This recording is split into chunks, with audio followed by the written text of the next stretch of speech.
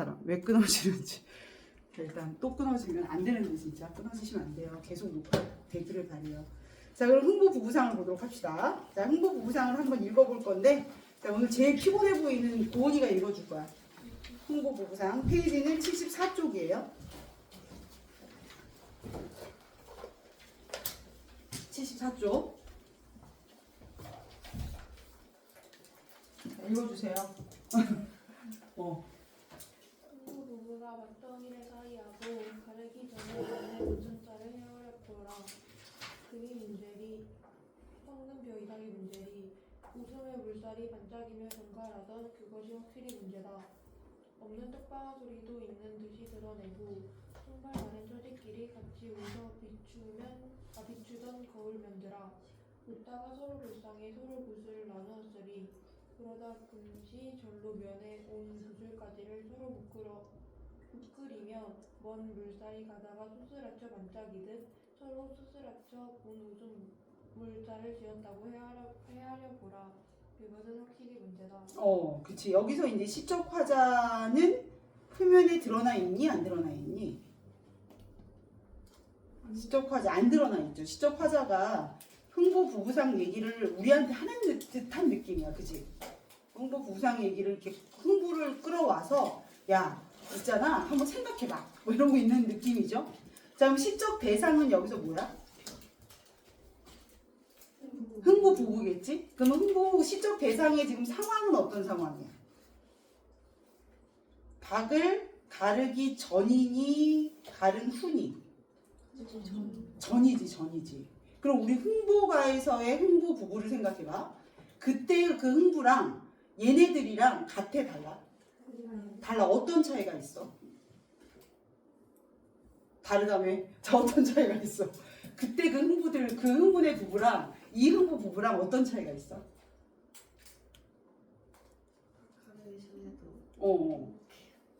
가르기 전에도 행복해요. 약간 이상해요. 가르기 전에 상황은 둘이 똑같아요. 둘 다 가난해. 뭐 얘네는 얘네는 살아요. 그래도 뭐 얘네 진짜 가난해요. 막 이런 거 아니고 둘 다 가난한데, 그리고 이제 가운데 박을 놓고 있는데 얘네 이 흥부 부부상에 있는 흥부 부부는 가르기 전인데도 애들이 막 웃어. 막 웃습니다. 그래서 그런 상황이 서로 다르다. 이걸 잘 기억하시면 돼요. 그래서 지금 이 시의 시적 상황이, 시적 대상들이 갖고 있는 상황은 가르기 전이다. 가른 후는 나오지도 않아. 가른 후는 어떻게 될지 우리는 알 수 없고, 가르기 전의 상황을 좀 다르게 다른 흥보 부부들을 보여주고 있는 듯한 느낌이야. 사실 흥보가에서는 돈이 생기고 나서 애들이 행복해지는 거야. 그 전까지 막 탄식하고 막 운다고 뭐라고 하고, 아니 상황이 그러니까 울 수도 있지 막 이제 그러기도 하고, 막 내 소리 좀 받아라 그랬더니 배고파서 못 받겠다 뭐 이러고 애들이 좀 별로 안 좋았거든. 그러다가 막상 이제 박을 타고 나왔을 때 이제 막 그 다음에 이제 행복해하는 거잖아. 근데 얘네들은 박을 타기도 전에 이미 웃음살을 뿜고 있습니다. 굉장히 다른 아이들이다. 그럼 이렇게 웃음살을 뿜을 수 있는 거는 뭐야? 물리적으로 봤을 때는 어때? 저희 태준이래요. 어휴 세상에. 민준아, 물리적으로 봤을 때 얘네는 형편은 어려운데 웃을 수 있는 건 어떻게 가능할까? 서로 신뢰해서. 서로 신뢰, 무슨 신뢰? 돈을 벌어올 수 있겠지. 뭐 이런 신뢰. 지금 네가 비록 못 벌어도 뭐 이런 신뢰인가? 아무튼 신뢰나 또 서로에 대한 사랑이라든가 아니면 추구하는 게 좀 다를 수 있지. 이게 물질적인 욕망의 추구가 아니라 어떤 이제 우리의 그러니까 서로 신뢰하는 마음 또는 사랑하는 마음 뭐 이런 거 그냥 배만 안 고프면 되는 거지. 뭐 이런 마음으로 이렇게 사는 걸 수도 있죠. 예전에 정약용 선생님이 그러셨다니까. 음식은 입을 속이면 되고 옷은 몸을 속이기만 하면 된대. 그러니까 뭘 먹나 뭐 이런 거에 별로 할 수 없다. 몸을 속이면 된대. 그러니까 그래서 상추 같은 거 있잖아. 그런 거 많이 먹고 입을 속여라. 배부르지? 이렇게 잔뜩 먹으면 되고. 근데 옷은 그냥 몸만 가리면 되지 좋은 옷 입을 필요 없다. 뭐 이러면서 이제 근검을 강조하셨는데, 만약에 그런 거면 다를 수 있지. 그런 거면 좀 가난은 어때? 야, 이 박 따가지고 야 이거 속 끓여 먹으면 그거 짱 맛있겠는데? 막 이러면서 좋아할 수도 있는 거지. 그래서 여기서 얘네 부부들은 뭘 추구하고 있는 거야? 정신적 가치를 추구하는 존재들이었구나. 자, 근데 중간에 조금 그렇죠. 서로가 그렇게 정신적 가치를 추구하면서 막 웃고 있더니 그럼에도 불구하고 서로가 서로를 좀 불쌍히 여기고 안쓰러워하고 그런 대목들이 좀 나와요. 그러다가도 내가 이렇게 좀 속상해하는 걸 보면 제가 또 슬퍼질 것 같으니까 금방 눈물 닦고 다시 본래의 웃음 물살로 돌아가는 그들의 모습을 볼 수 있다. 그래서 여기서 제일 포인트가 되는 건 시적 화제의 상황이 뭐냐, 상황을 체크하시는 게 제일 중요해요. 대상의 상황. 이 대상의 상황을 놓치시면 안 됩니다. 언제가? 박을 가르기 전. 박을 가르기 전이라는 걸 꼭 기억해 주시고, 자, 그 다음에 이때 얘네들이 어떠냐. 그래서 여기서 얘들이 추구하는 가치가 좀 다르다. 그래서 이 웃음살 또는 웃음의 물살, 또 얘와 같은 의미로 사용되는 애가 뭐였을까? 웃음 물살. 그치, 본 웃음 물살. 이런 시어들이 나오고, 얘와 대조적인 위치에 있는 시어가 뭐가 있을까요? 여기 들어갈 시어는 금 또는 황금별이삭, 이런 것들과 대조되는 시어가 되겠지. 그래서 이쪽에 있는 아이들을 우리가 뭐 정신적 가치라고 얘기한다면, 여기는 이제 물질적 가치가 되겠지. 자, 여기에서 시어 중에 이런 시어가 있어요. 그것이 확실히 문제다. 이때 이 문제다라는 건 무슨 뜻일까? 문제 발생 이런 게 아니라 뭐야? 그게 진짜 중요한 거다. 우리가 이게 포인트지, 이게 제일 중요한 거지, 이럴 때 쓰는 문제다가 있잖아. 그 얘기를 하는 거죠. 이게 확실히 문제다. 그래서 이때 문제다라는 것은 이게 중요하다라고 얘기하는 내용이 되겠어요. 자, 그럼 시의 내용만 전반적으로 훑어보면 흥부 부부가 박덩이를 사이에 두고 그 가르기 전에 건넨 웃음, 가른 다음에 막 금이 나오고 쌀이 나오고 그 다음에 웃은 거 말고, 그 웃음 말고 그 가르기 전에 웃었던 그 웃음을 한번 생각해봐요. 가치가 다르죠? 막 금이 나와가지고 그 웃음하고 가르기 전에 웃음하고 그걸 한번 헤아려 보라.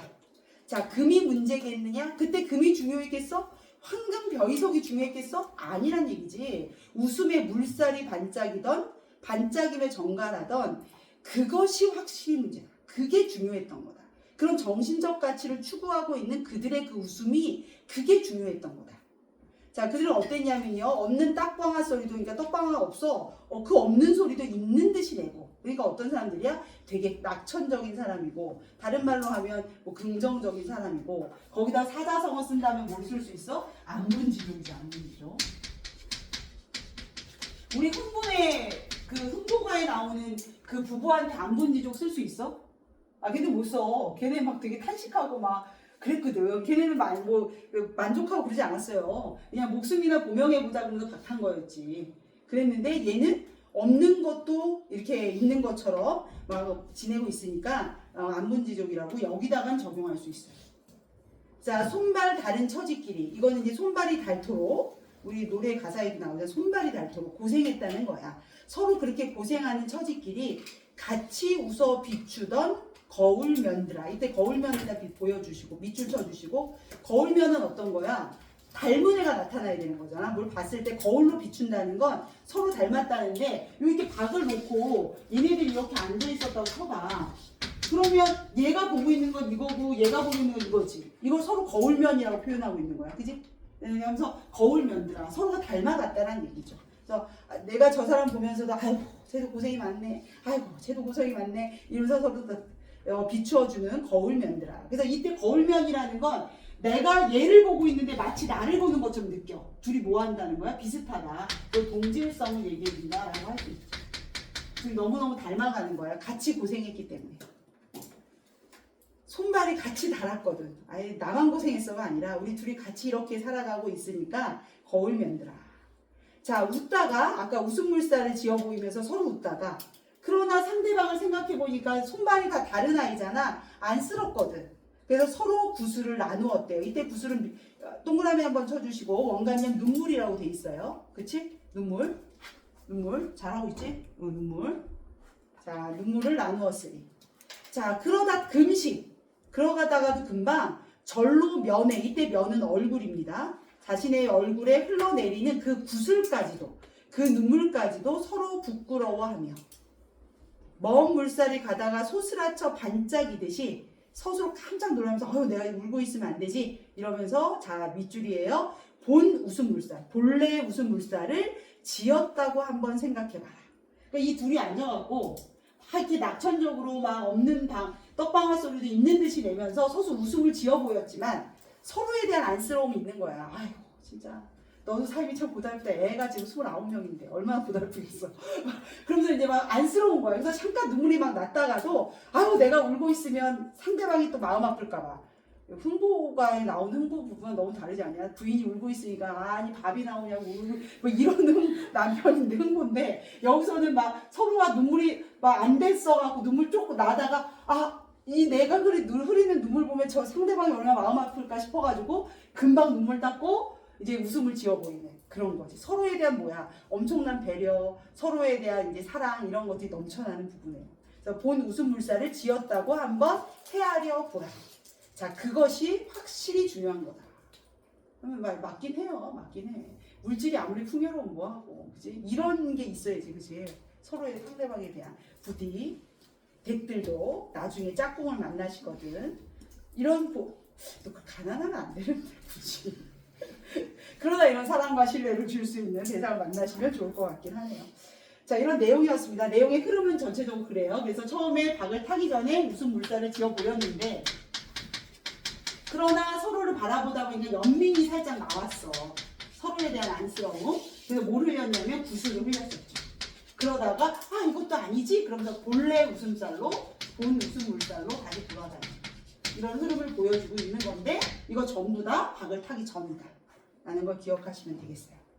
자, 표현법상으로는 그닥 두드러지는 게 없지만 일단은 그게 있네요. 헤아려 보라 이 부분에 밑줄 한번 쳐주시면 명령형이죠. 명령형. 근데 누구를 명령하고 있는 거예요 지금? 이 시적화자가. 흥부에게? 생각해보라. 이런 건 아닐 거 아니야?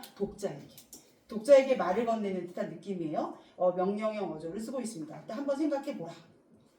자, 그리고 나서 요거 대조 사용된 거 체크하시면 되겠죠. 시어의 대립이 있어요. 자, 그 다음에 그것이 확실히 문제다. 이때 그것은 이런 상황에서 박을 타기 그 전 상황에 웃음을 지을 수 있는 거 그게 문제다 라고 얘기하는 거고 다로 끝났으니까 평서형이기도 하고 그 다음 단정적이다 라고 정리할 수 있겠네요. 명령형 썼고 대조어 나왔고 단정적이고 그리고 나선 구술, 이 구술이 이제 눈물을 의미하는 거니까 은유적 표현이 있었다는 거. 은유. 원관형은 눈물. 원래 박재삼 씨가 이런 모양을 갖고 뭔가 이렇게 은유를 많이 써요. 자, 그리고 이제 맨 마지막에서 그것은 확실히 문제다가 앞에서도 있었는데 또 있네요. 그죠? 그래서 이 부분을 이렇게 완전한 수미상관이라고 또 얘기 안 하고 준 수미상관? 수미상관으로 볼 수도 있다. 설이 있어. 근데 이게 수미상관의 유사 수미상관은 뭔지 잘 모르겠는데 그러니까 수미상관을 단정적으로 이렇게 얘기할 때도 있고 뭔가 또 걸쳐가지고 수미상관이라고 볼 수 있다 이렇게 얘기할 때가 있는데 작년에는 수미상관으로 하셨어요. 근데 교재들도 약간 발을 한 발 빼고 수미상관이라고 설명을 하고 있긴 한데 수미상관을 해도 근데 아마 마지막 줄만 겹치니까 그래서 좀 그런 것 같기도 하고 거기 그것이 확실히 문제다가 앞부분에 일단 한번 있고 뒤에 있어서 수미상관이라는 얘기를 하실 수 있으니 그때 잘 봐두시면 되겠어요. 일단 문장의 구조가 반복됐다 이런 건 괜찮아요. 자, 그런 시입니다. 내용을 잘 기억하시면 되고요. 작품 연구 보면 박재삼의 흥부부부상이라고 되어 있고 자유시 서정시 상관없고요. 자, 주제 고달픔과 소박한 행복이라고 되어 있는데 그 뒤에 게 더 중요해요. 가난을 사랑과 웃음으로 극복하는 삶의 자세. 그것이 문제다. 이게 중요하다. 자, 특징 1번은 고전작품에서 소재를 가져왔다. 이걸 차용했다. 이렇게 표현하는 거죠. 그거 기억하시고. 독자에게 말을 건네는 듯한. 이게 뭐냐면 헤아려 보라. 이것 때문에 그래요. 보아라. 이런 식으로 해서 말을 건네는 듯한 형식을 취하고 있다. 자, 그 다음에 1번 문제에도 이게 포인트였던 거죠. 위 작품과 흥보가의 인물들이 자신들의 가난한 처지에 관해 보이는 태도에 어떤 차이가 있냐. 요거야. 박을 타기 전에 어떤 차이가 있었느냐. 예시답안 보시면 흥보가에서는 가난한 자신의 신세를 뭐해? 한탄하고 있는 거지. 한탄. 자, 근데 흥보 부부상은 어떠냐면 연민이나 사랑 같은 정신적 가치를 물질보다 중시해서 서로에 대한 밑줄 쳐주세요. 이해와 사랑으로 가난으로 인한 삶의 애환을 극복해 나가는 또 밑줄 긍정적인 삶의 태도. 그래서 가난이란 상황은 같지만 이제 그 박을 타기 전에 흥보가의 부부하고 흥보 부부상의 부부는 좀 다른 면모를 보여준다라는 겁니다. 내용으로 잘 기억해 두시면 됩니다. 자, 그럼 그 뒤에 넘기시면 소설가 구보씨의 일일이 나와요. 8쪽인가 분량이 좀 되고요. 양이 좀 깁니다. 그리고 작품 자체가 좀 가리봉동은 상당히 재밌다. 이거에 비하면 가리봉동은 너무너무 재밌다 라고 할 수 있는 소설이어서 이거는 둘을 쪼개서 가는 게 맞다라고 생각해요. 이걸 한 번에 가보면 애들이 이제 정말 의지를 발동해도 뒷부분에서 집중력을 잃어버릴 수 있거든. 근데 또 뒷부분에서 문제 출제가 또 많이 돼요. 그렇다고 또 우리 뒤부터 할 수는 없잖아. 자, 그래서 오늘 앞부분 끊어가고 다음 시간에 이제 뒤를 수업을 하는 것이 조금 효과적이지 않을까 뭐 이런 생각이 들어서 오늘 앞부분을 시도해 보도록 하겠습니다. 자, 해제를 한번 각자 읽어주세요. 일단 해제 한번 쭉 읽어주십시오.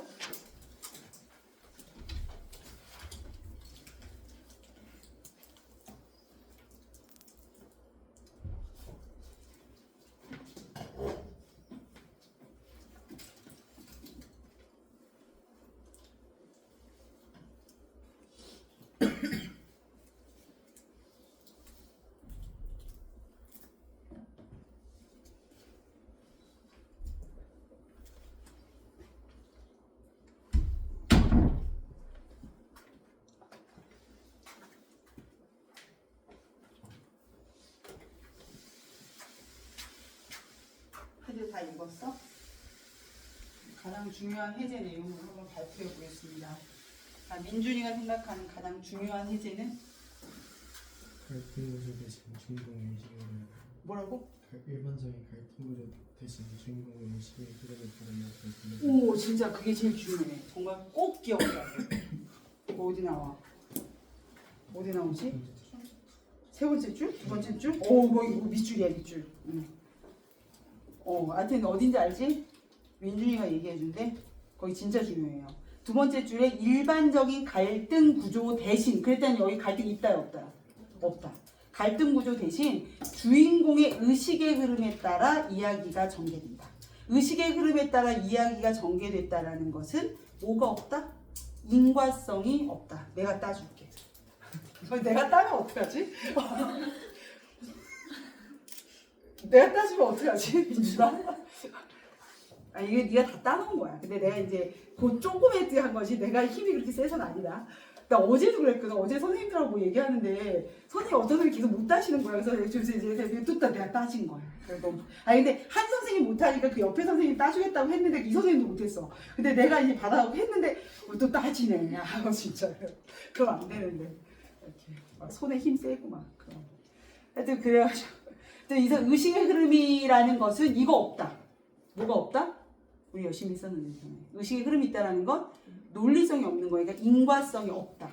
요거 그냥 머릿속에 넣어주셔야 돼요. 그래서 그 민중이가 정해준 일반적인 갈등 구조 대신 주인공의 의식의 흐름을 따라가는 건 너무너무 중요한데 이때 의식의 흐름을 따라갔다는 건 인과성이 없다. 왜 그런 거야? 이 행동은 왜 그래? 이런 것들을 따지기가 힘들다. 그냥 한 거야. 그냥. 얘 갑자기 그런 생각이 들었어. 뭐 이런 거지. 얘는 왜 그 사람을 보고 왜 기분 나빠하는 거예요? 글쎄다. 뭐 이제 그런 거지. 그래서 인과성이 전혀 없어. 그거 꼭 기억하셨으면 좋겠어요. 자, 그럼 또 뭐가 중요할까? 고운함. 제일 중요한 건 놓쳤고 이미 얘가 말했으니까. 그 다음에 중요한 건 뭘까? 식민 지시대로 살아가는 지식이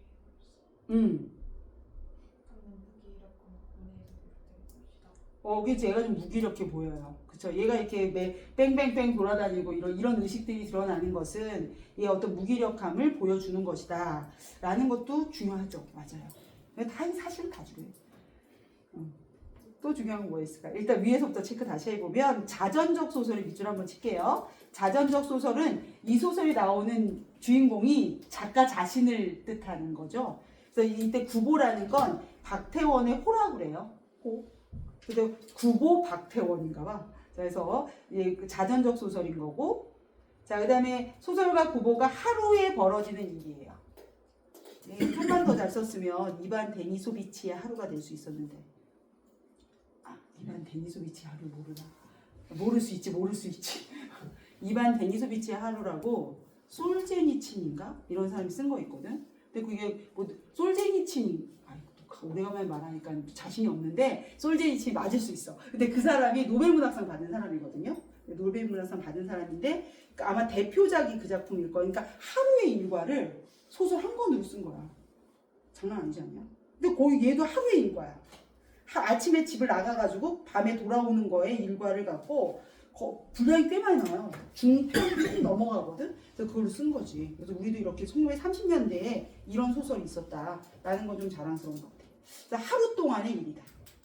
자, 그리고 이제 이 내면 의식을 얘기한 거다라는 거 기억해 두시고, 자, 주인공 구보가 하루 동안 경성 시내, 서울 시내를 배회하면서, 자, 밑줄 쳐주세요. 관찰한 거리의 모습과 사람들의 다양한 모습을 중심으로 이루고 있는 거야. 그러니까 얘가 돌아다니면서 자기가 본 거, 자기가 본 사람, 그들의 모습 이런 것들을 쭉 서술해 준 거죠.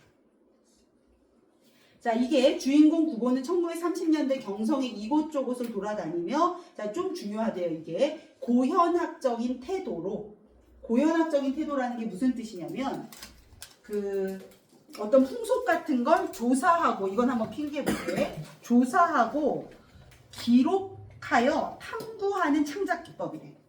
조사하고, 조사 또는 기록, 탐구.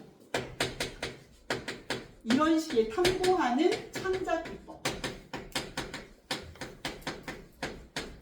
그러니까 어떤 한 인물을 창조해내고 그 사람들의 인생이나 이런 걸 보여주는 게 아니라 자기가 이렇게 경성 시내를 쭉 돌아다니면서 자기가 보거나 들은 것들을 잘 기록해서 소설화시킨 거.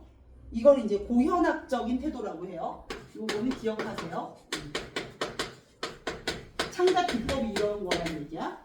자, 그러다 보니까 이게 이제 아까 그 윗줄에 있는 관찰한 거리의 모습이나 사람들의 다양한 모습이 중심이 될 수 있었던 거지. 이런 창작 기법을 썼어요. 자, 그래서 이 고현학적 태도 잘 알아두시고, 그래서 마치 풍속도 같다. 이 소설 읽고 나면 1930년도에 경성은 이랬겠구나 라는 게 머릿속에 그려진다는 거야.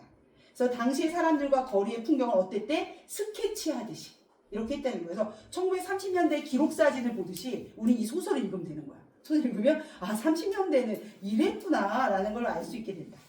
자, 그러면서 구보는 세속화된 사람들에게 거리감을 또 갖기도 하고요. 그 안에서 고독감을 느끼기도 하고, 그 다음에 이런 무기력감이 드러나기도 합니다. 그래서 이렇게 고현학적인 태도로 조사 기록 탐구를 해서 1930년대의 경성의 모습을 보여주는데, 이 안에 있는 우리 구보의 주된 정서는 뭐다? 무력감 또는 고독감 뭐 이런 것들, 사람들과의 거리감, 이런 주된 정서를 보여주고 있다. 뭐 이런 내용이에요. 요건 좀 머릿속에 놓고 소설을 읽어가시면 훨씬 좋을 것 같습니다. 자, 전체 줄거리 보면 중간까지만 교과서에 실려 있는데 뭐 이런 내용이에요. 특별한 직업이 없는 소설가인데 특별한 직업이 없는 26살에, 너희보다 몇 살 안 많아. 근데 굉장히 늙은이 같아요, 읽고 계시면. 자, 소설 26살의 구보는 정오에 집을 나와서, 12시에 다 집을 나와서 광교 종로를 걸으며 자신의 신체에 대한 불안감을 느껴요. 치력이 좀 안 좋아요. 자, 목적지도 정하지 않고 동대문행 전차를 타고 가던 중에 전차 안에서 전에 선을 본 여자를 발견해. 자, 근데 일부러 모른 체 한다? 어떤 성격이야? 소심해. 자, 근데 그 다음 더 웃겨. 그녀가 전차에서 내리고 난 다음에 이 아는 척 할 걸. 그리고 후회해. 이게 구보야. 자, 고독을 피하려고 경성역 3등 대합실로 가지만, 사람들이 많은 곳을 찾아갔지만 오히려 온정을 찾을 수 없는 냉정한 눈길에서 슬픔을 느끼고요. 개찰구 앞에서 우연히 중학 시절의 동창을 만나고 그와 동행한 여자를 보며 물질에 약한 여자의 허영심에 대해서도 생각해 봅니다. 여기까지가 우리 교과서에 수록된 거고, 자, 다시 다방에서 만난 시인이며 사회부 기자며 뭐 친구가 돈 때문에 매일 살인, 강도, 방화범인의 기사를 써야 한다는 사실을 애달파하고 즐겁게 차를 마시는 연인들을 바라보며 질투와 고독을 느끼고 다방을 나온 구보는 여급이 있는 종로 술집에서 친구와 술을 마시며 세상 사람들을 모두 정신병자로 간주하고 싶은 충동을 느끼다가 약간 쌓이고, 자, 새벽 2시에 종로 내거리를 마하고 배회하더니 갑자기 느닷없이 구보는 제 자신의 행복보다 엄마를 위해서 자기가 이제 뭐 해야겠대? 결혼도 하고 이제 소설도 열심히 써야겠다는 다짐을 굳세게 하면서 착한 아들로 살리라 이러면서 이제 돌아오는 거로 소설이 끝나요. 그래서 난 12시에 출발해서 그 다음 새벽 2시에서 이 소설이 마무리가 됩니다. 근데 이제 소설의 주된 건 이거다. 고현영책 4는 당시 시대상을 보여주는 거다. 자, 핵심 정리 보시면 중편 소설 정도의 분량을 갖고 있고 구보의 어떤 의식들이 주를 이루니까 심리 소설이고 세태 소설이 되는 거죠. 우리가 그 당시 시대상을 보여주는 게 세태 소설이라고 했잖아. 그래서 세태 소설. 그래서 관찰하고 구보의 심리가 잘 드러나고 뭐 이렇습니다. 시점 전지적 작가 시점이고요. 배경은 이렇고요. 자, 주제는 소설가의 눈으로 바라본 1930년대 그 도시의 일상 또는 예술가로서의 어떤 내적 갈등이라든가 이런 것들이 드러난다지만 이건 우리 교과서에 수록되어 있진 않아요. 자, 특징이 매우 중요합니다. 특징 1번 당대 서울의 모습과 세태를 구체적으로 보여줍니다. 특히 지명이 그대로 나와요. 종로, 성북동 뭐 이런 식으로 구체적인 지명이 나오니까 뭐 사실감도 있고 그런 효과가 있겠죠. 그래서 서울의 모습과 세태를 구체적으로 보여준다. 구체적 지명 사용하는 거 기억하시면 되고, 자, 두 번째 이 몽타주 기법 이게 뭐냐 도대체. 만약에 이렇게 우리가 이거를 이렇게 잘라서 여기서 여기서 어떤 지효의 모습을 여기 보여주고 여기다가는 페니니의 모습을 보여주고 여기서 유나를 보여주고 그다음에 여기 동훈이를 보여주는 거야. 그러면서 이 장면을 따로따로 보여줘. 그리고 나서 이 당시 명지고등학교의 전체의 모습을 이걸 보여주는 거야. 뭐 또는 얘가 지효의 오전 9시. 그 다음 다 지효야. 그 다음에 지효의 12시, 지효의 5시, 지효의 밤 10시. 이걸 보여주는 거야. 장면 끊어가지고. 그러면 지효의 하루 전체를 보여주는 거잖아. 이런 식으로 하는 걸 몽타주 기법이라고 하는 거야. 그래서 조각조각 난 걸 모아가지고 전체를 우리가 묶어낼 수 있도록 보여주는 게 몽타주예요. 그래서 몽타주를 사전적 정의는 이런 내용이야. 일단 한번 듣고 내가 필기에 중요한 대목을 쓸게. 각각의 장면을 이어붙여서 스토리가 있는 하나의 내용으로 만드는 것. 이게 몽타주 기법이라고 해요. 그래서 몽타주가 무슨 뜻이냐면 조립하는 것 이런 뜻이야. 그래서 이런 조각조각을 퍼즐로 맞추듯이 조립해서 하나의 이야기를 찾아내는 거. 그러니까 장면을 이어붙여서 스토리가 있는 하나의 내용으로 만드는 거. 조각을 모아서 어떤 하나의 이야기를 완성하는 거. 1930년대의 하루를 만들어내는 거. 이걸 몽타주 기법이라고 한다. 여기까지 물어보지 잘 않아요. 그냥 몽타주 기법이냐 아니냐를 물으시는데 애들이 항상 몽타주 기법에 대한 궁금증이 되게 많은가 봐. 되게 질문을 많이 하거든. 나도 여기까지밖에 설명 못해. 이 정도다. 그래서 내가 내 머릿속에 떠오르는 건 항상 뭐였냐면 왜 드라마 예고편 같은 거 보여줄 때 다음 날 예고할 때 한 장면씩 왜 화면이 이렇게 막 쫙쫙쫙 하면서 어떤 장면 하나 멈춤 그 다음 하나 멈춤 뭐 이렇게 하고 끝날 때 있잖아. 그 느낌이거든 몽타주가. 그래서 그런 느낌이다라고 기억하시면 되겠어요. 자, 그 다음에 잦은 쉼표가 나와요. 쉼표가 많으면 속도가 어떻게 될까?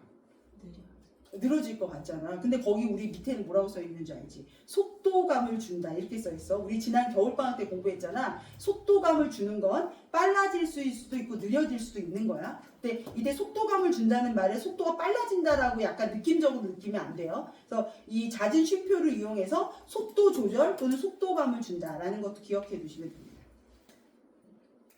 자, 그 다음 세 번째, 한 인물의 의식의 흐름에 따라 서사 진행되는 건 무지무지 중요한 거고.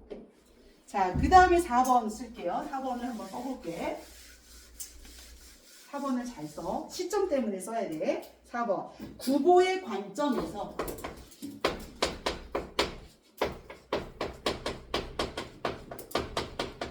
전지적 작가 시점이에요. 그런데 구보의 관점에서 관찰한 사건을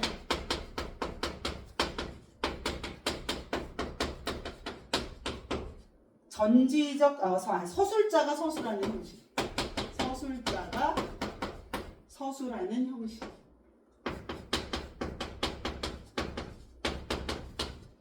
그러니까 서술자가 마치 구보라는 아이야, 구보라는 안경을 쓰고 관찰하는 느낌이에요.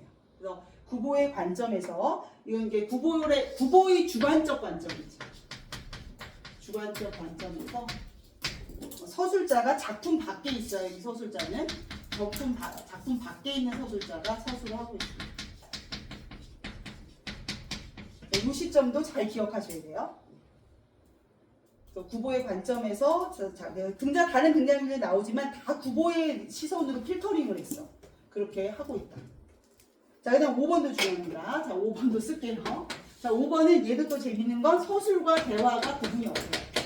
서술과 대화의 구분이 없습니다. 서술과 대화의 구분이 없다는 건 뭐가 없다는 뜻이야? 대화에 따옴표가 나와 있지 않은 경우들이 많다. 자, 6까지는 매우 중요하고 6번은 그렇게 중요하진 않지만 만연체 문장이에요. 만연체는 문장이 길다라는 뜻이야. 자, 문장을 길게 쓰면 이게 진짜 이런 효과가 있는지 모르지만 내면 의식을 효과적으로 표현할 수 있다고 해요. 내면 의식을 효과적으로 표현.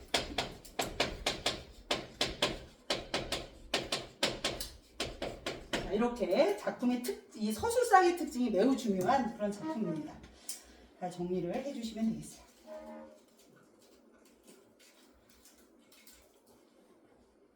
짜잔. 다 됐어? 자, 그럼 이제 문제를 풀어볼 거죠. 자, 이제 뭐 작품을 잘 읽으시고 문제를 풀어보는데 어디까지 내가 좀 과학 욕심을 내면 여기까지 풀어볼게요. 79쪽에 12번까지. 79쪽에 12번까지 풀어주시면 되겠어요. 잘도 풀어주세요.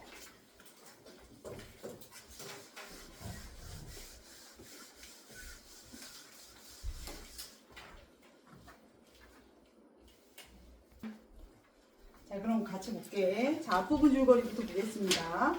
26살입니다. 나이가 아주 그냥 파랗죠. 근데 애가 막 지팡이 짚고 다녀. 여기 옆에 그림 있잖아. 지팡이 짚고 막 이렇게 뭐 하나, 책 하나, 노트북이 아니고 책 하나 들고 이렇게 걸어 다닙니다. 26살의 소설가 구보는 동경 유학도 다녀왔어요. 자, 일정한 직업 없고요. 소설가는 직업을 안 치나? 자, 아직 결혼도 하지 않았다. 얘 26이 아직 결혼도 하지 않았다. 역시 100년 전은 참 달랐던 것 같아. 우리 26에 누가 결혼하면 벌써? 뭐 이럴 거 아니야? 그치? 요즘 결혼 애들 다 36이야. 요즘 이렇게 뭐 척척 오면 다 36, 40, 뭐 이게 신부들도 30 다 넘죠. 막 28에 결혼한다고 하면 왜 빨리 해? 다 이런단 말이지. 근데 여기는 아직 결혼도 하지 않았다. 26살밖에 안 되는데. 자, 9번은 어머니의 걱정을 뒤로 앉혀. 어머니의 걱정이 야, 너 취직을 하든가 결혼하든가 뭐 이런 걱정이 있었나 봐요. 그런 걱정을 뒤로 한 채 무작정 집을 나서서 길을 걷고 있는 거죠. 여기 9번은 하고 나오는 거잖아. 보기 좀 볼게요. 9번은 자, 단락의 첫 어절을 얘기하는 거예요. 첫 어절을 끊어서 첫 어절의 동그라미. 자, 그 끊어서 뭐로 삼았어? 소 제목으로 삼았어. 자, 그럼으로써 내용의 전환을 알려주는 기능을 합니다. 기능은 나 이제 좀 다른 내용으로 바꿔볼게. 그래서 전환을 알려주는 기능을 해. 자, 그렇게 함으로써 독자의 주의를 환기시키는 거죠. 독자의 주의를 환기시킵니다. 여기에 더불어 같이 써지는 설명들이 뭐가 있냐면 이로 인해서 시선을 집중시키는 효과가 있다. 시선의 집중 또는 독자의 흥미를 높인다. 흥미를 높인다. 뭐 이런 설명들이 덧붙여질 수 있어요. 자, 그런데 이제 너희를 유혹하는 선지는 뭐냐면 내용을 집약한다라고 하면 맞아, 틀려? 틀려요. 내용을 집약한다라고 하면 안 되는 거야. 9번에는 무슨 내용이 집약돼 있겠니? 내용의 집약은 뭐하고다? 틀린 성질. 요거는 안 돼요. 그러니까 내용을 전환시킨다는 맞지만 내용을 집약해준다. 구보는 이라는 걸로 내용이 집약될 리가 없잖아. 그래서 내용 집약이란 말이 나오면 너희를 유혹하는 선지가 되는 거야. 자, 그래서 구보는 갑자기 걸음을 걷기로 했다. 이게 의도가 없어요. 갑자기입니다. 근데 왜 갑자기 걷기로 했냐면 멍하고 서 있는 게 조금 이상해서. 그래서 그렇게 우두커니 다리 곁에 서 있는 것이 무의미함을 새삼스럽게 깨닫고 아 가야겠다? 막 이러고 걷는 거야. 목적이 있어 없어? 없어. 어디 갈 곳이 있는 게 아니라 서 있기가 좀 그래서 걸은 거야. 자, 그는 종로 내거리를 바라보고 걸어요. 근데 내거리를 바라보고 걷는 게 목적이 있어서가 아니야. 왜 그랬던 거야? 그 밑에 줄을 보면 공교롭게 왼편으로 쏠렸기 때문에 그냥 종로 내거리를 보면 걷는 거죠. 그래서 결국 뭐야? 목적이 없다. 얘는 목적이 없다. 자, 그리고 앉는다의 는에다 동그라미 한번 쳐줘. 앉는다에서 앉는다의 는. 자, 여기다 내가 왜 동그라미 치라고 했을까? 무슨 시제? 현재 시제를 사용하고 있다. 자, 이거 한번 보시면 되고 얘는 목적이 없어요. 그래서 갑자기 걷고 걷는 이유도 어디 가야 되는데? 뭐 이게 아니라 서 있는 게 좀 무의미해 보여서. 그리고 왜 그쪽을 보면서 갔는데 아예 그냥 발이 그쪽으로 가서. 자, 갑자기 한 사람이 나타나 그의 앞을 가로질러 갑니다. 그분은 그 사내와 마주칠 뻔하는 착각을 했어. 그러더니 너무 위태로운 거야. 나는 저 사람을 보지 못한 거네. 뭐 자기 눈에 맹점이 있다잖아요. 난 저 사람을 보지 못한 거네. 그러면서 위태로움을 느끼고 그리고 그 다음 순간 그분은 이렇게 대낮에도 조금의 자신을 가질 수 없는 자기의 시력을 저주합니다. 내가 눈이 나빠서 마주칠 뻔했고 이렇게 밝은 대낮에도 내 시력은 제대로 보지 못하는구나. 뭐 이러면서 시력을 저주했대요. 자, 외양묘사가 잠깐 나오네요. 그의 코 위에 걸려있는 24도의 안경. 굉장히 도수가 높은 거라고 해. 그래서 그의 근시는 도와줄 수 있었으나 그의 망막에 나타나 있는 맹점을 제거해 주진 못했다. 그러니까 근시에는 도움이 좀 됐지만 그 안경이 맹점을 제거해 주지는 못했다. 그러니까 맹점 때문에 그 사람 보지 못했나 봐. 자, 총독부 병원 시대의 구보의 시력 검사표에는 안과 제례, 다시 말해서 뭐예요? 안과에 다시 방문해 주세요. 라는 걸 써 있었는데 시력은 이랬다고 해요. 되게 나쁜 시력인가 보죠? 자, 구보는 2주일간의 열병 끝에 이제 시력이 갑자기 나빠졌고 그래서 병원에 갔더니 이제 이런 게 있었고 그 사람이 계속 맹점을 찾아냈었다고 하는데 요 문장이죠. 의사도 안경 도수가 굉장히 높았다. 근데 자기도 그렇게 눈이 나쁘면서 이렇게 막 동그라미 치면서 넌 이것도 안 보이고 여기도 안 보이고 막 이래. 이러면서 막 용서 없이 무수한 맹점을 찾아냈었다고 그래. 이런 부분에서 뭐 의사도 지도 나쁘면서 뭐 이런 것들을 약간 아이러니한 표현이라고도 나오는 게 간혹 문제 있어요. 명제에서는 그게 건드리지 않는데 의사도 눈이 나빠. 시력이 매우 나빠. 시력이 아주 나빠서 강도 높은 안경을 쓴 거잖아. 근데 이 의사가 구보의 맹점을 막 무참하게 막 찾아내잖아. 구보의 이제 무수한 맹점. 이게 의사도 제대로 시력이 나쁘면서 이 사람을 진단한다. 이런 것들을 약간 아이러니하다라고 얘기하더라고요. 아이러니한 상황. 이건 가끔 문제에 나오는 거니까 그냥 보시기만 하면 돼요. 아이러니한 상황이고 요게 좀 더 오버하면 그 당시 어떤 부조리한 상황을 보여준다고까지 설명하기도 해요. 시대상. 이렇게 중요한 부분은 아니야. 근데 문제 풀다가 나올 수도 있기 때문에 이런 거지. 그래서 부조리한 시대 상황에 대한 약간의 비판 이런 것들이 나올 때가 있다. 자, 그렇게 봐주시면 되고, 자, 그대에서 문제의 답은 1번은 5번, 2번은 4번이었어요. 자, 다음 페이지로 넘어가시겠습니다. 자, 이제 그래도, 자, 이렇게 자기가 시력이 나쁘고 시력에 대한 자신감이 없지만, 그래도 구보는 약간 자신이 있는 듯 싶은 걸음걸이로 전차 솔로를 2번 횡단합니다. 지금 얘가 종로 사거리에 있었나? 막 그러다가 이제 전차를 건너서 전차라는 게 옛날에 있었어요. 어디로 갔어? 화신상회 앞으로 갑니다. 화신상회 앞에 동그라미, 화신상회. 자, 얘 공간이 이동이 됐어요. 그래서 종로 내거리를 바라보며 걷다가 화신상회에 왔어요. 그리고 저도 모를 사이에 그의 발은 백화점 안으로 들어서기 조차 하였다. 이때 여기 조차에다 세모 칠게요. 자, 이 조차라는 세모가 우리에게 주는 메시지는 뭐냐? 조차. 백화점 안으로 서기조차 했다. 이건 뭐를 알려주는 걸까? 이 조차. 평소에 여기 자꾸 들어갔을까? 안 들어갔을까? 안 들어갔다. 이런 거지. 평소에는 아닌데 평소와 달리 이번에는 먼저 좀 자신감 있는 듯이 백화점 안으로 들어서기까지 했어. 뭐 이런 의미야. 그래서 평소에 안 하던 일이었다라는 걸 보여주는 구사어죠. 자, 그러면서 이제 젊은 내외가 보였어요. 관찰 대상입니다. 젊은 내외를 봤어. 자, 내외는 어떠냐면 8살 된 아이를 데리고 있었고요. 승강기를 기다리고 있었어요. 우리가 타는 그거예요. 자, 이제 그들은 식당으로 가서 그들의 오찬을 즐길 것이다. 이건 그들의 생각이야? 구보의 생각이야? 구보가 걔들을 보면서 그럴 거다라고 추측하는 거죠. 자, 흙깃 구보를 본 그들 내외의 눈에는 자기네들의 행복을 자랑하고 싶어하는 마음이 엿보였는지도 모른다. 누구에게? 구보에게 그들의 모습에서 자랑을 하고 싶어하는 것 같은데 라는 것을 구보가 엿봤을 수도 있다는 거죠. 자, 구보는 그들을 엽신여겨볼까? 이런 생각이 들었어. 그게 괜히 이유도 없어. 자, 그러다가 문득 생각을 고쳐서 그들을 축복해 주기로 마음먹었대요. 그래서 사실 생각해보면 4, 5년 이상을 같이 살아왔으면서도 오히려 새로운 기쁨을 가져서 이렇게 거리로 나온 부부는 구보에겐 좀 다른 의미로, 자, 밑줄 쳐줄게, 부러움을 느끼게 하였을지도 모른다. 근데 원래 4, 5년만 살면 이렇게 행복하지 않은가? 오히려 새로운 기쁨을 가져서 나온 그들이 조금 부러움을 느꼈는지도 모른다. 자, 그들은 분명히 가정을 가졌고 그들에게는 가정이 있고 그리고 그들은 그곳에서 당연히 그들의 뭐를 찾았을 거다? 동그라미 행복을 찾았을 거다. 중요한 단어예요. 행복. 우리가 구보가 찾고 있거든. 자, 행복을 찾았을 거다. 그래서 우리가 이 대목에서 기억할 것은 의식의 흐름 기법이구나 라는 거 보시면 돼요. 아, 구보의 의식을 따라서 가는 거구나. 아니, 왜 갑자기 업신여기려다가 왜 갑자기 축복을 해주는데요? 그냥 구보의 생각이 그랬다고. 그래서 이제 젊은 내외를 봤습니다. 젊은 내외를 봤어요. 자, 그래서 승강기가 내려왔고 문이 열리고 닫히는 사이에 젊은 내외는 수남이나 복동이와 더불어 구보의 시야에서 벗어났어요. 조심하실 거 하나 있어요. 수남이나 복동이는 그 젊은 내외의 아이들 이름이 아니야. 그냥 밑에 한번 읽어봐. 누구인지 알 필요가 없으므로 그냥 흔한 이름을 임으로 붙인 거. 이거를 꼼꼼히 안 읽은 친구는 젊은 내외의 아들이 수남이다. 뭐 이런 큰일 나는 거야. 그냥 아무 이름이나 붙인 것 뿐이에요.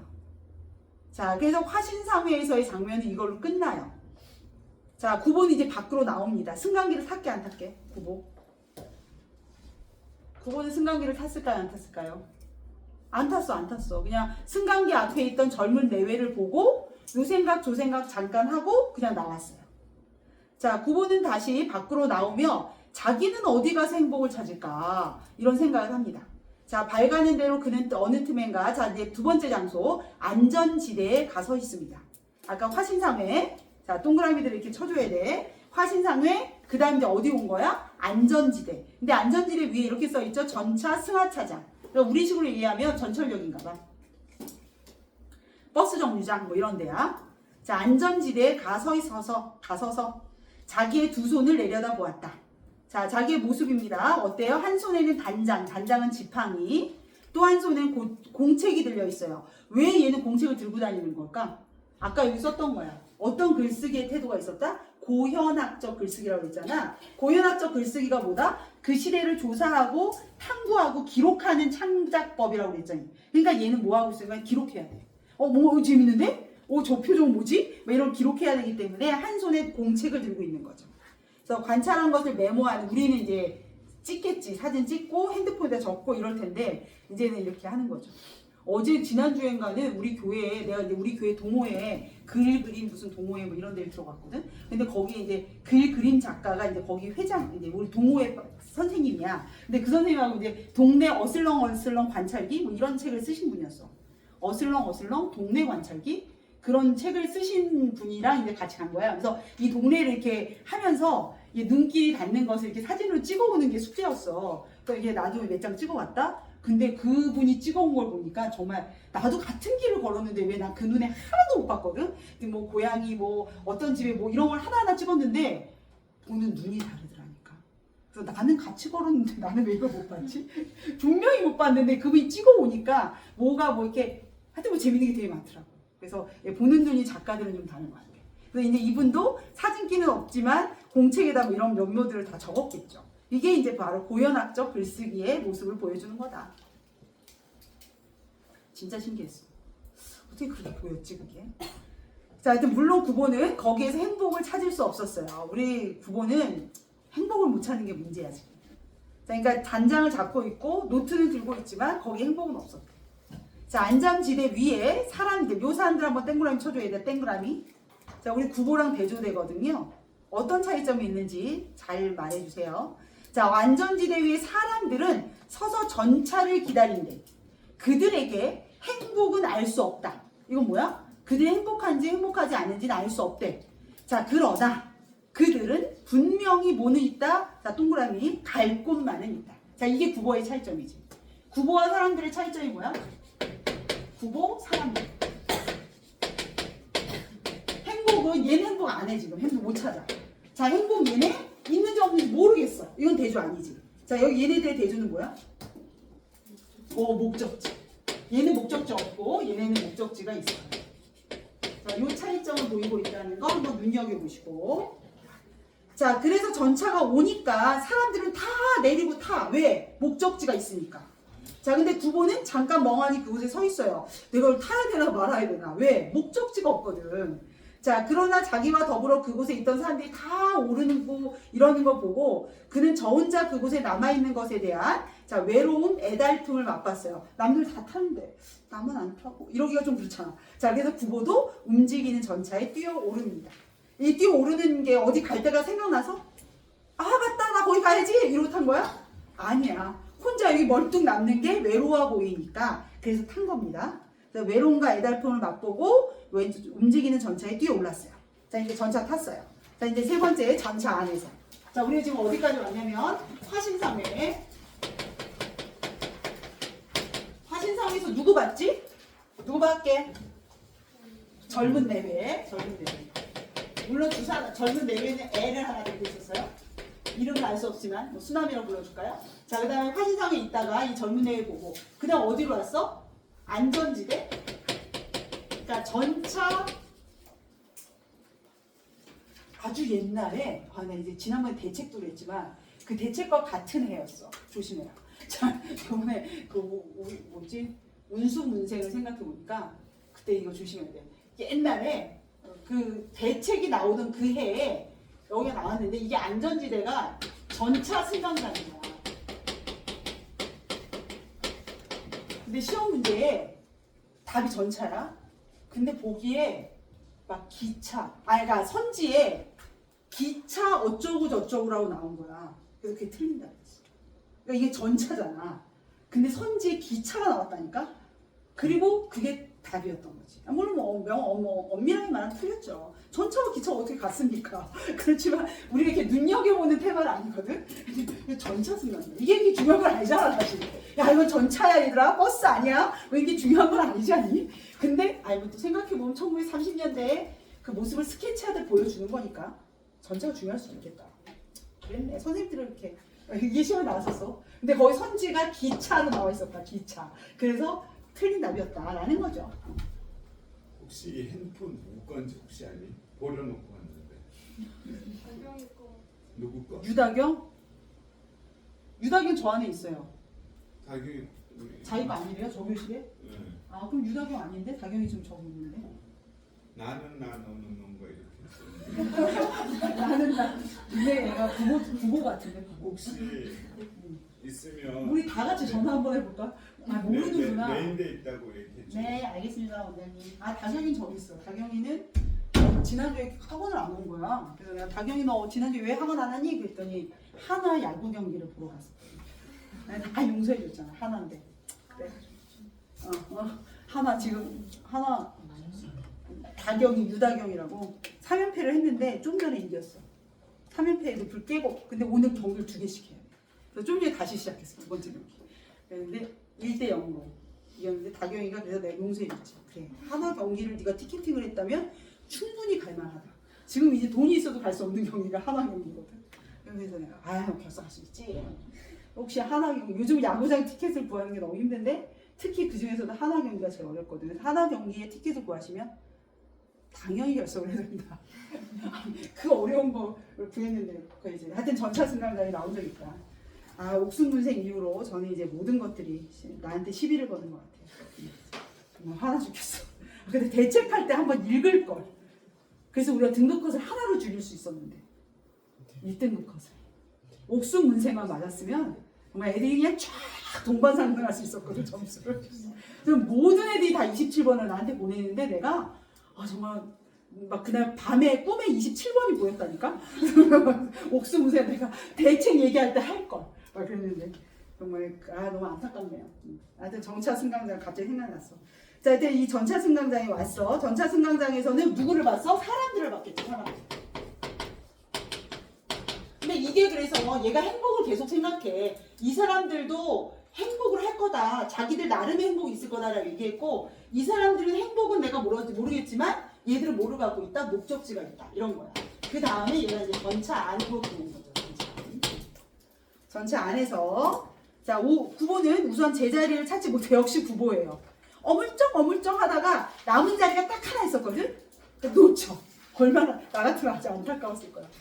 애가 벌써 우리는 딱 할 때 어디가 비었나 그러고 거기 딱 가서 앉지. 근데 얘는 어물쩡 제자리를 찾지 못하다가 바로 한 걸음 앞에 있는 아줌마가 점령해버렸어요. 그래서 바로 한 걸음 먼저 차에 오른 젊은 여인에게 그 빈 좌석을 점령당했다. 그분은 찻장대 가까운 한 구석에 섰어요. 자리가 없으니까. 그러면서 자기는 대체 어디를 가는 걸까? 동대문행 차를 왜 탔지? 난 어디서 내리지? 뭐 이러는 거야. 그러면서 대체 어느 곳에 또 행복이잖아. 나름 우리 구호는 행복을 찾아. 행복은 자기를 어디서 기다리고 있는 것일까? 이런 생각을 해요. 자, 이제 이 차는 동대문을 돌아서 경성운동장을 앞으로 지나서 그러면서 9보는 차창대 쉼표, 운전대로 향한 쉼표, 그러면서 안으로 파란 융을 받쳐댄 창을 본다. 아마 창에 이렇게 어느 창 하나에다가 이렇게 융을 붙이고 뭔가 게시하는 데가 있었나, 게시판 같은 게 있었나 봐. 요즘은 이제 이게 약간 화면이 있잖아. 이렇게 텔레비전 같이 생긴 뭐지. 그런 게 이제 있듯이 이 당시에는 버스 이렇게 전차지. 전차 창문 하나에다가 이렇게 공지하는 그런 곳이 있었나 봐요. 근데 그게 비어 있었대. 그래서 전차과에서는 그곳에 뉴스를 게시한다. 그러나 사람들은 요사이 축구도 야구도 하지 않는 모양이다. 아무것도 게시가 안 돼 있었나 봐요. 자, 그리고 이 전차는 장충당으로, 청량리로, 성북동으로. 자, 그러나 요사이 9보는 이제 성북동으로 나가면 여기가 교외인 거야. 요즘은 성북동이 교외가 아니지만 예전에는 1930년대는 아주 시골인 거지.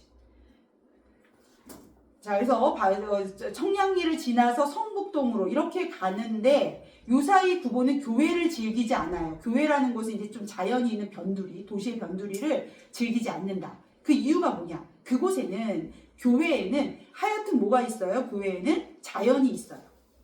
그리고 또 교외에는 뭐가 있어요? 한적함이 있어요. 그리고 뭐조차 있다? 고독조차 있다. 그래서 나는 이렇게 써놨어. 교외에다가 9보가 말하는 교외에는 뭐가 있냐면 자연이 있고 한적함이 있고 거기에 뭐도 있다? 고독도 있다. 그래서 이게 교외인 거야. 근데 요즘 얘가 왜 교외를 그래 안 좋아하냐면 고독을 두려워해요. 네, 우리 9보가 고독이 두렵대. 아까도 전차 뛰어오른 것 중에 외달픔과 고독이 느껴져서 막 뛰어올랐잖아. 자, 그래서 고독을 좀 두려워. 자, 그래서 교회까지 나가고 싶지 않은 거지. 지금 얘가 전차를 탔는데 얘가 쭉쭉 계속 타고 가다 보면 성북동까지 갈 텐데 성북동은 교회란 말이야. 근데 거기 별로 가고 싶지 않은 거예요. 왜냐하면 고독이 있거든요. 그래서 고독을 두려워한다.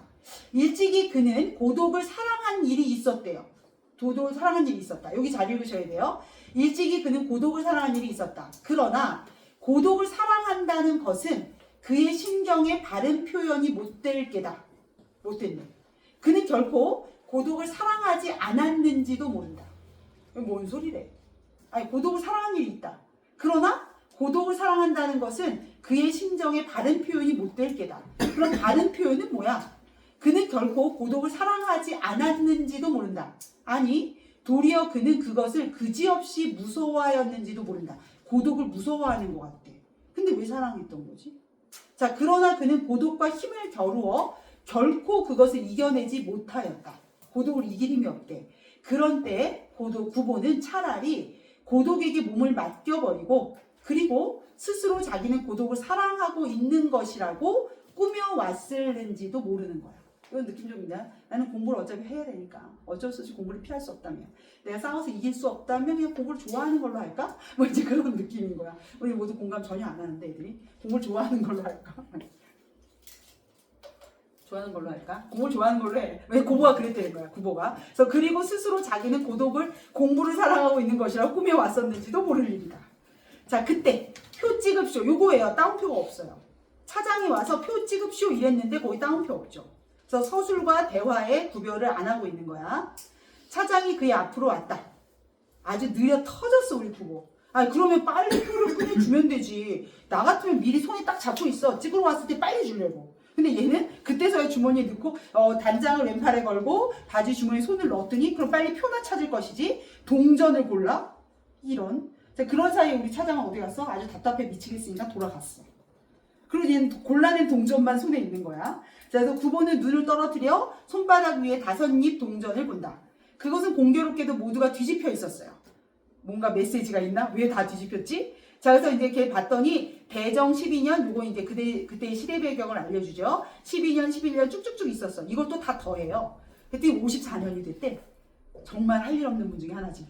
자, 그러고 구보는 이 숫자에 무슨 의미가 없을까? 또 생각해. 10이 다음에 11? 여기 연속되는데? 그래도, 왜 똑같은 게 또 나오지? 뭐 이러면서 이제, 그래도 한번 다 더해볼까? 그랬더니 54. 뭐 이러고 있는 거야. 자, 그러나 그것은 부질없는 일이었고, 그리고 또 서로, 그게 무슨 의미가 있다고 한들, 이게 뭐 행복이냐? 와, 숫자가 다 똑같아. 나처럼 11시 11분 막 좋아하고 막, 이런 거 행복이 아닐 거지. 뭐 이러면서 이제 또 그만둡니다. 자, 그리고 그 밑에 있는 답들은, 이제 6번은 답이 2번. 7번은 아까 내용 전환과 관련된 거였고요. 자, 8번은 1번, 9번은 행복이었습니다. 응? 이거 주면 안 돼? 응. 자, 그래가지고 우리가 좀 더 힘을 내서 마지막 페이지, 내가 오늘 의도한 마지막 페이지를 해봅시다. 자, 차장이 다시 그의 옆으로 왔다. 차장이 다시 그의 옆으로 왔어요. 근데 기다리다 저 아저씨 진짜 여기서 어디를 가십니까? 그러고 물었어. 역시 따옴표 없어요. 자, 9번은 전차가 향해 가는 곳을 바라보며 문득 창경원에라도 갈까? 그때서야 생각해. 어디 가실 거예요? 그러니까 그죠, 어디를 갈까? 창경원 갈까? 하고 생각한다.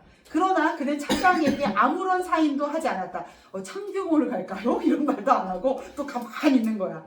갈 곳을 갖지 않은 사람이 한 번 차에 몸을 의탁하였을 때 그는 어디서든 섣불리 내릴 수가 없다. 왜? 방향성이 없으니까. 갈 곳을 결단을 못해요. 왜 결단을 못하는 나약한 지식인의 모습이 느껴져. 원래 지식인들이 생각만 많고 결단력이 약하잖아. 그게 잘 드러나는 거야. 나약한 지식인의 모습. 결단력이 약해. 난 지식인이 아니게 틀림없어. 난 엄청 빠른데. 자, 결단력이 굉장히 약하다. 자, 방에서 산실에서 섣불리 내릴 수가 없는 거야. 이러면서 내리면 못 내리는 거야. 왜냐면 방향 목적이 없기 때문에. 자, 차는 서고 또 움직이고 부부는 창밖을 내다보며 문득 대학병원에라도 들릴 걸 그랬나? 이게 서울대병원 생각나시죠? 우리 모두의 로망은 아닐 수 있지만 많은 사람의 로망일 수도 있는 서울대학교 의대는 서울대 의대가 거기 있잖아, 창경원. 옛날에 서울대가 거기 있었대. 그 마로니에 공원 있고. 창경궁 몰라? 청경궁 다음 정거장이 아니지, 같은 정거장이 서울대병원이야. 그 다음은 성균관대학교고. 그래서 그 딱 보면 창경궁이 이쪽에 있고 여기가 서울대학교 병원이거든. 서울대 애들은 여기 있죠. 이제 문과 애들이. 그래서 거기서 막 이렇게 벤치에서 자고 있는 애들 이렇게 뒤쪽 이렇게 보면 서울대 의대 애들 많이 자고 있고. 그 도로 있거든. 근데 애들이 막 벤치에 누워서 자고 있고 막 그러면 여기서 뭐 하냐고 하면 나중에 보면 서울대 의대 다니고 있고 막 그런 애 여기 있어. 자, 근데 여기란 말이야. 근데 얘가 이제 그 창경원을 갈까 뭐 그러다가 문득 대학병원, 이게 그러니까 서울대학교 병원을 말하는 거지. 대학병원에라도 들릴 것을 그랬나 보다. 연구실에서 벗은, 계속 쉼표 나오죠? 정신병을 공부하고 있었다. 친구가. 자, 그를 찾아가 좀 다른 세상을 구경하는 것은 행복은 아니어도 어떻든 한 개의 일일 수는 있겠다. 역시 행복은 아니야. 그러나 하나의 일거리는 되지 않을까? 그리고 또 그 친구를 통해서 얘는 고연학적이 되니까 자세로 소설을 쓰니까 뭔가 일이 될 수 있진 않았을까? 근데 내렸게 못 내렸게? 못 내려요. 얘는 결단력이 약하기 때문에. 저 점점점. 자, 그리고 구보가 머리를 돌렸을 때 그는 그곳에 지금 막 차에오른 빠바방 한 여성, 오늘의 한 여성을 보게 됩니다. 그녀는 누구인가? 누구게? 좀 더 읽어봐야겠네. 집에 돌아가서 엄마한테 이렇게 말하는데, 엄마, 그 색시를 만났어요. 그 색시가 누구야? 어머니는 응당 방색을 하고, 그리고 그래서 막 이렇게 물을 거라는 거야. 그 선봤던 여자를 만났던 거야. 만난 건 아니지, 본 거지. 그리고 엄마한테, 엄마, 나 오늘 그 여자 봤어요. 이렇게 얘기하면 당연히 엄마가, 뭐 그래서 말이라도 시켰니? 그 여자는 널 알아보든? 뭐 이러면서 물어볼 거 아니야. 근데 어머니 봤어요. 본 게 다예요. 이러고 얘기할 거 아니야. 그럼 엄마, 새끼. 그리고 엄마는 지금 뭐해? 결혼을 얘가 했으면 좋겠거든. 결혼을 했으면 좋겠거든. 나는 그래서 요즘 우리 아들이 남자친구 생겼으면 좋겠고, 남자친구. 큰일 날 뻔했네. 우리 아들이 여자친구를 생겼으면 좋겠거든. 그래서 우리 아들이 어디 누구 만나러 간다 그러면, 여자야? 막 그러면 우리 아들이 맨날 아니래. 나 벌써 남자를 맨날 만나고 있죠. 선배, 친구, 뭐 형, 막 이런 사람들 만나는데, 이 엄마도 같을 거야. 이제 26이 결혼했으면 좋겠는데, 큰일 날 뻔했어. 남자친구라니. 절대 안 된다. 남자친구. 내가 굉장히 진보적인 사람이지만 아직 동성애는 내가 아직 커버 못한다. 그래가지고 우리 집 애들이 나한테만 물어봐. 엄마 만약에 내가 동성을 사랑한다면 어쩌실 거예요? 굳이 꼭 그래야겠냐. 진짜 어떡하지 그러면? 기도를 빨리 가서 해야겠다. 자, 그래갖고 이제 이 어머님은 결혼하길 아들이 바라는데 선봤던 여자를 봤다라고 하면 얼마나 엄마가 막 반색 막 기뻐하면서 그래서 너 어떻겠어? 막 이런 거 할 거 아니야. 그랬더니 엄마가 그냥 봤어요. 이러고 끝내면 엄마가 실망을 하고 넌 주변 머리도 없지 너는 막 이럴 수 있다. 근데 그 다음 말이 재밌어. 그러니까 구보가 지금 엄마랑 약간 이렇게 빵 하고 나온 거거든. 엄마가 뭐라 잔소리 하니까 뭐라 딱 나온 거야 얘가 정오에. 근데 그러니까 엄마 생각이 좀 나는 거지. 근데 우리 엄마가 그럼 나한테 실망하시고 너는 참 주변 머리도 없다 하실 거지만 그러나 우리 엄마는 만약에 남들이 이 상황을 얘기하는 거야. 근데 그랬다 이러고 만약에 남들이 그래서 누가 이 얘기를 보면서 그때 구보는 그 집 아들은 그 선본 여자를 만나놓고도 아무 말도 못했대잖아. 좀 정말 애가 졸렬해. 뭐 이러면서 애가 참 주변 머리도 없고 옹졸하고 그래. 이렇게 누군가가 자기 아들을 부정적으로 말한다면 우리 엄마 어떡할 거라고? 우리 엄마는 애가 얌전해서 그래. 라고 아들을 어떻게 해주는 거야? 편들어주고 변호해 주는 거지. 이런 엄마다. 나 같으면 맞아. 바보야? 막 이러면서 얘기했었는데 이 어머니는 안 그러고 어떻게 하는데 우리 애가 이러면서 이제 변명해주고 자기 아들의 평판을 좋게 만들어줄 그런 엄마였다. 그래서 엄마에 대한 약간 엄마랑 한바탕 한 게 좀 미안해졌겠지? 자, 구보는 여자와 시선이 마주칠까봐 그게 겁이 나서 얼토당토하는 곳을 막 쳐다봐요. 막 이러고 쳐다보다가 저 여자는 내가 여기 있는 걸 봤을까? 되게 궁금해하는 거야. 하고 생각한다. 그러는 사이에 여자가 그냥 내려요. 그 다음에 내리고 나서 아는 체 할 걸 그랬나? 이런 후회를 하고 뭐 이런 중략 부분이 나옵니다. 자, 10번 문제가 좀 중요한 거였고요. 나의 서술상의 특징으로 가장 적절한 거 묻는 거였잖아. 전지적 서술자가 4번이 답이죠. 전지적 서술자가 주인공의 시선을 빌려서 사건을 서술하고 있는 거예요. 그래서 주인공의 시선 요거 꼭 기억해 주시면 됩니다. 자, 11번 문제는 구보가 A와 같이 행동한 이유는 무엇일까? 겁이 나서 그런 거잖아. 여자랑 눈 마주치면 어떡하지? 웃어야 되나 말아야 되나? 그러니까 잘 모르겠다고 딴 데 보고 있었던 거잖아. 그래서 우리가 여기에 성격을 4글자로 요약한다면 이 아이는 어떤 애다? 결단력 없는 매우 우유부단하고 또 어떤 성격의 아이야? 약간 소심하고 이런 거 알 수 있죠. 우리 구보의 성격. 자, 그리고 12번의 답은 5번이었어요. 자, 미음은 어머니가 세상 사람들과는 달리 아들을 긍정적으로 평가하고 있다. 근데 긍정적으로 평가한다기보다는 그러니까 아들을 늘 좋게 남들한테 얘기한다라는 거여서 약간 결이 달라요. 자, 아무튼 우리가 이제 지루한 소설에 반을 했으니까 다음 주에 나머지 반을 꼭 해보도록 하겠습니다. 자, 여기까지 하시고 뒤로 가겠습니다. 2분 쉬었다가 30분에 어느 날 고궁에서를 할게요. 이걸 이제 자.